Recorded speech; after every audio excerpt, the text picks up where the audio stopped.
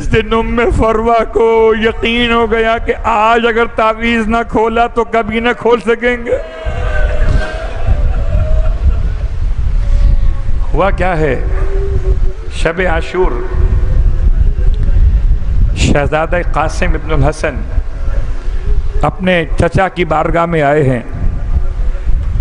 چچا کے خیمے میں آئے، چچا سجدے کی حالت میں تھے، آ کر داہنی جانب احترام سے بیٹھ گئے۔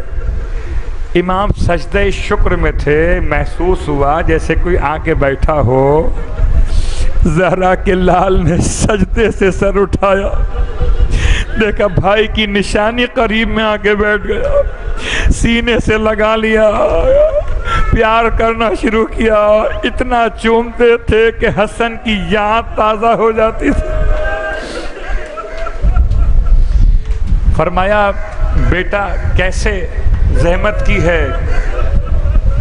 شہزادہ اپنے چچا سے سوال پوچھنے آیا، چچا یہ تو بتائیے کہ دیوان شہداء میں محضر شہادت پر کہ میرا نام شامل ہے کہ نہیں ہے؟ چچا مطمئن کر دیجئے، بڑا پریشان ہوں،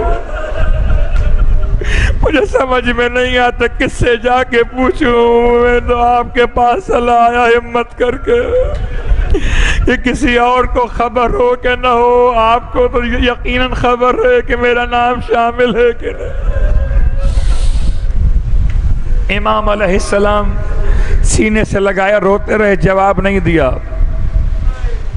پھر کہتا ہے مولا سے کہ مولا آپ بتا تو دیجئے کہ میرا نام شامل ہے، محضر شہادت میں کہ شامل نہیں ہے۔ امام خاموش ہو گئے۔ بعض مقاتل کے علماء نے لکھا کہ امام نے سوال کیا تھا، بیٹا قاسم اچھا بتاؤ تم موت کو سمجھتے کیا ہو؟ شہزادے نے ہاتھوں کو جوڑ کے کہا چچا موت میرے لیے تو شہد سے بھی زیادہ میٹھی ہے۔ اپنے چچا کو یقین دلایا تھا کہ چچا گھبرائیے گا نہیں، مجھے تلواریں لگیں گی، مجھ پر تیر چلیں گے تو مجھے تو شہد کا مزہ آئے گا۔ اللہ اکبر۔ رونے والوں، امام تب بھی خبر نہیں دیتے، اور جب تیسری بار بھتیجے نے لپٹ لپٹ کے کہا چچا مجھے بتا تو دیجئے، میں مطمئن ہو جاؤں کہ میرا نام شامل ہے کہ نہیں ہے، تب امام نے عجیب جملہ ارشاد فرمایا، نہ اقرار کیا نہ انکار کیا، بلکہ فرمایا بیٹا محضر شہادت کا کیا پوچھتے ہو، اس میں تو اصغر کا نام بھی شامل ہے۔ اب جب اصغر کا نام آیا بچہ تڑپ گیا، ابھی تک تو شوق شہادت میں بولتا تھا، اب غیرت نے جوش مارا، کھڑا ہو گیا، کہتا چچا تو کیا ایسا وقت آئے گا کہ بیویوں کے در خیموں میں پردہ دار شہزادیوں کے خیموں میں اشتیاء در آئیں گے؟ اجرکم اللہ۔ رونے والوں، یہ شب عاشور کا منظر تھا، ہائے قیامت ہے۔ امام نے دلاسا دیا شہزادے کو، رات کیسے گزری ہے۔ 10 محرم کا دن نمودار ہوا، اور اب ماں کی مسلسل فکر ہے کہ بیٹا قاسم میرے پاس کوئی اور سہارا نہیں ہے، دیکھو دیکھو ماں کو شرمندہ مت کرنا، دیکھو ماں کو شرمندہ مت کرنا۔ جب سب اپنی اپنی قربانیاں خدمت زہرا میں پیش کریں گے، ایسا نہ ہو کہ دیکھو میں سیدانی نہیں ہوں، ایسا نہ ہو کہ کہا جائے کہ تمہارے پاس کوئی قربانی نہیں تھی کیا۔ اللہ اکبر۔ قاسم ماں کی بات سنتے تھے، روتے جاتے تھے کہ اماں اجازت دلوا دیجیے گا، اور دن بھر شہزادے قاسم کئی مرتبہ امام کے پاس آئے، کبھی اونو محمد سے پہلے آئے، کبھی اکبر سے پہلے آئے، کبھی اصحاب سے پہلے آئے۔ حسین کے پاس جب آتے تھے امام سینے سے لگاتے تھے، روتے تھے، جواب نہ دیتے تھے۔ ہائے ام فروا، اپنے بیٹے پہ ناراض ہو رہی تھیں کہ کیوں اپنی جان بچاتے پھرتے ہو، اب تو اون و محمد کے لاشیں بھی آ گئے، میں کیا منہ دکھاؤں گی، میرا بیٹا گھر میں بیٹھا رہ گیا، زینب کے لاڈلے قربان ہو گئے۔ قاسم کہتے تھے ماں سے اماں میں کروں تو کیا کروں، جاتا ہوں اجازت لینے کے لیے، چچا رونے لگتے۔ دو طرح کی روایت ملتی ہے، ایک کے اعتبار سے جناب ام فروہ بہت کم گو شخصیت کی مالک تھیں اور کبھی سرکار سید الشہداء سے اس طرح بات نہیں کر سکتی تھیں، بڑی پریشان بیٹھی تھیں خیمے کے اندر، دونوں ماں بیٹے مل کے روتے تھے، کرے تو کیا کریں، زمانے کے امام تک اپنی دل کی آواز کیسے پہنچائے۔ روتے روتے اچانک ماں کے ذہن میں آیا، جب بچے کے بازو پر ہاتھ رکھا تعویذ یاد آ گیا، ارے تعویذ کو کھول کے جلدی سے دیا، آج تک تو کوئی ایسا دن نہیں آیا تھا نا بیٹا، آج دن آ گیا، لے کر جاؤ تیری مشکل آسان ہو جائے گی۔ قاسم بہت خوشی خوشی چلے، کوئی اپنی موت کے پروانے کو لے کر خوشی خوشی نہیں جاتا، رونے والوں یہ تعویذ نہیں تھا، پروانہ شہادت تھا۔ قاسم لے کر خدمت مولا حسین میں آئے، امام علیہ السلام نے اپنے بھائی کی تحریر کو کھول کے پڑھا، تحریر کے پیچھے تصویر حسن دکھائی دی، ایسا لگا جیسے پیچھے حسن کہتے ہوں بھیا بھیا میرا فدیہ قبول کر لینا۔ رونے والوں بڑی محبت تھی بھائیوں میں، بڑی محبت تھی، ہمیشہ ساتھ ساتھ رہتے تھے، بڑی محبت تھی دونوں بھائیوں میں۔ رونے لگے، تحریر حسن کو بڑا کبھی آنکھوں سے لگاتے تھے، کبھی ہونٹوں سے بوسے لیتے تھے۔ جملہ لکھا تھا جناب قاسم کے لیے، یا بنیا ادرک امک الحسین، اے بیٹا اپنے چچا کا ساتھ ہرگز نہ چھوڑنا، ادرک امک الحسین۔ امام رونے لگے، سینے سے لگا لیا، آئے بچہ کیا کرے۔ بچے نے عجیب کام شروع کیا، کبھی چچا کے ہاتھ چومتا تھا، کبھی چچا کی ابا کو چومتا تھا، کبھی قدموں سے لپٹ جاتا، مجھے بھیج دیجئے، مجھے بھیج دیجئے۔ امام مجبور ہو گئے، ارے وہ امام حسن مجتبیٰ کو نکالا، دونوں طرف تحت الحنک لٹکا دیے، بچے کا ابا کا دامن شگافتہ کیا، ارے اپنی گود میں اٹھا کے گھوڑے پہ بٹھایا، بار بار روتے تھے، الوداع تصویر حسن، الوداع الوداع یتیم حسن، الوداع اجرکم علی اللہ۔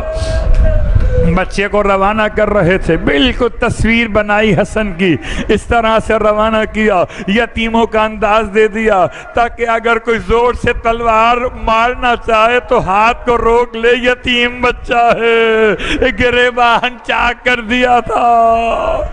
رونے والوں میں کیا بیان کروں، حمید ابن مسلم لکھتا ہے، میری نگاہوں سے منظر نہیں بھولتا جب ایک چاند کا ٹکڑا 13 سال کا بچہ گھوڑے پر بیٹھ کر میدان کربلا میں آیا، کہتا ہے اتنی سادگی تھی، بچہ اتنا کم سن تھا کہ پاؤں رکعبوں میں پورے نہیں پہنچ پاتے تھے، اتنی سادگی تھی۔ کہتا ہے مجھے ابھی تک یاد ہے کہ بچے کے دائیں نالین کا تسمہ ٹوٹا ہوا تھا، کبھی جھکتا تھا نالین کو سیدھا کرنے کے لیے، پھر سیدھا ہو جاتا تھا۔ یہ 13 سال کا بچہ کہتا ہے حمید ابن مسلم جب میدان کربلا میں آیا ہے، ایک ایک کر کے اشقیہ مقابلے پر آئے، سب کو واصل جہنم کیا۔ عمر سعد نے پکارا ارزق شامی سے کہ جا بچے کا سر کاٹ کے لیا۔ ارزق نے کہا میری توہین ہے، میں اتنا بڑا سردار اور تلوار کا ماہر بچے کے مقابلے پر جاؤں گا، اس کے لیے تو میرا چھوٹا بیٹا کافی ہوگا۔ اس کو بھیجا، قاسم نے واصل جہنم کیا، ایک کے بعد ایک 4 بیٹے واصل جہنم ہوئے۔ ارزق شامی کی آنکھ آنکھوں میں خون اتر آیا، اب سب کو ہٹا کے کہتا ہے میں خود اس کے مقابلے پر جاؤں گا۔ 4 جوان بیٹوں کا باپ کہا، 13 سال کا شہزادہ کہا، میرا مولا جو دور سے منظر کو دیکھ رہا تھا، اپنی بھاوچ کے خیمے کے قریب آئے، در خیمہ سے آواز دی، بھابھی دعا کیجئے، ہم بھی دعا کر رہے ہیں، خدا ماں کی دعا قبول کرتا ہے، دعا کیجئے اللہ میرے قاسم کو کامیاب کر دے۔ خدا سے خود کہتے تھے، خدایا میں قاسم کے لاشے کو اٹھا لوں گا، ابھی اس ظالم کے غرور کو میرے قاسم کے ہاتھوں خاک میں ملا دے۔ امام کی دعا بھی چلی، ماں کی دعا بھی چلی۔ ازدق شامی واصل جہنم ہو گیا، اور طریقہ جنگ کا 2 طرح سے ہوتا تھا، انفرادی طور پر یا جنگ مغلوبہ۔ جب اتنے سارے لوگ قاسم کے ہاتھوں مارے گئے، عمر سعد نے اعلان کیا مل کے حملہ کر دو۔